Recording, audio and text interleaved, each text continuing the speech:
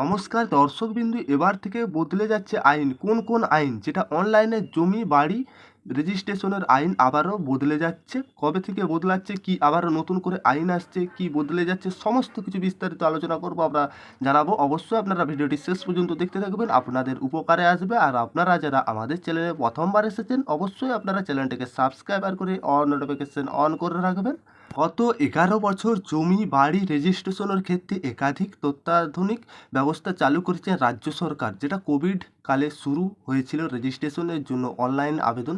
কিন্তু আইন যেটা জটিলতার কারণে স্বচ্ছতা বৃদ্ধির লক্ষ্য যেটা সম্পূর্ণ ফেসলেস বা বাড়িতে বসে অনলাইনে রেজিস্ট্রেশন প্রক্রিয়া চালু করা যায়নি বলে মতো, যেটা প্রশাসনিক মহলের জমি বাড়ি রেজিস্ট্রেশনের ক্ষেত্রে যেটা জালিয়াত ঠেকাতে পদক্ষেপ নেওয়ার জন্য সংশ্লিষ্ট আইন যে পরিণত, সেই বিষয়টি পশ্চিমবঙ্গ সহ একাধিক রাজ্যের তরফ থেকে কেন্দ্রকে জানানো হয়েছে বলে সূত্রের খবর।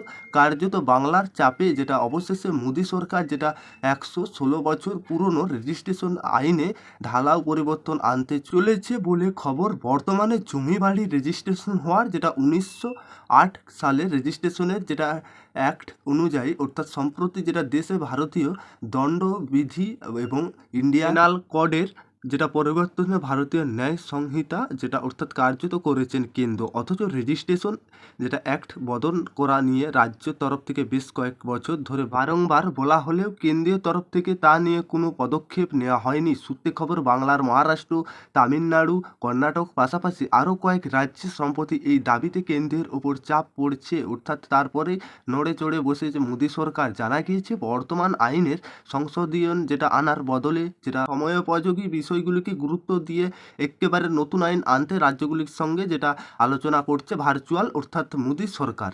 সেক্ষেত্রে ইতিমধ্যেই কেন্দ্রের তরফ থেকে রাজ্যগুলিতে মতামতের চেয়ে পাঠানো হচ্ছে, যেটা বর্তমানে অর্থাৎ রাজ্যে প্রশাসনিক মহলের মতে 1908 সালে পরিস্থিতিতে যেটা সঙ্গে 2024 সালের কোনো মিল নেই। বিভিন্ন সময় সংসদীয় হলেও বর্তমানে এই ঢালাও পরিবর্তন প্রয়োজন না হলেও বহু ক্ষেত্রে আটকে যেটা যাচ্ছে উন্নতি প্রযুক্তি ব্যবহার করে যেটা সময়োপযোগী অর্থাৎ পদক্ষেপ নেওয়ার কাজ। রেজিস্ট্রেশন পদ্ধতিতে যত বেশ অনলাইনে নির্ভর করা যাবে, সেই ক্ষেত্রে তত কমবে জালিয়াত ঘটনা, ভোগান্তির শিকার হতে হবে না আমার জনতাকে। তাই এই কেন্দ্রীয় আইনের ফলে যেটা নয়াদিল্লি নতুন আইন বা আইনের ঢালাও পরিবর্তন না আনলে সংসদীয় ক্ষেত্রে রাজ্যগুলিতে হাত বাঁধা থাকছে। অর্থাৎ কেন্দ্রীয় তরফ থেকে রেজিস্ট্রেশন সংক্রান্ত সমস্ত কাজকর্মের আরও যেটা গ্রাম উন্নয়ন দপ্তরের অধীনে থাকা যে ডিপার্টমেন্ট অফ ল্যান্ড রিসার্চের যে সূত্রে খবর, আইন বদল হলে সাব রেজিস্ট্রেশনের ক্ষমতা অনেকটা বৃদ্ধি পেতে পারে এবং অধিকারী জানিয়েছেন যে বেশ কিছু ক্ষেত্রে জমির মালিকের নাম ব্যবহার করা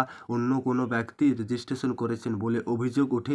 নয়া আইন তৈরি হলো এই ধরনের অভিযোগ যাতে একটিও না আসে, তাই সুনিশ্চিত করা যাবে। বর্তমান যেটা জালিয়াত নানান উপায় যেটা বেরিয়েছে তার মোকাবিলা করতে প্রয়োজন যেটা ফুল প্রুফ ব্যবস্থা, যেটা ইংরেজ আমলে এই আইন পরিবর্তন না হলেও যা কোনোভাবেই সম্ভব নয়। এটাই ছিল আজকের আপাতত আপডেট, যেটা বদলে যাচ্ছে এই আইনটি।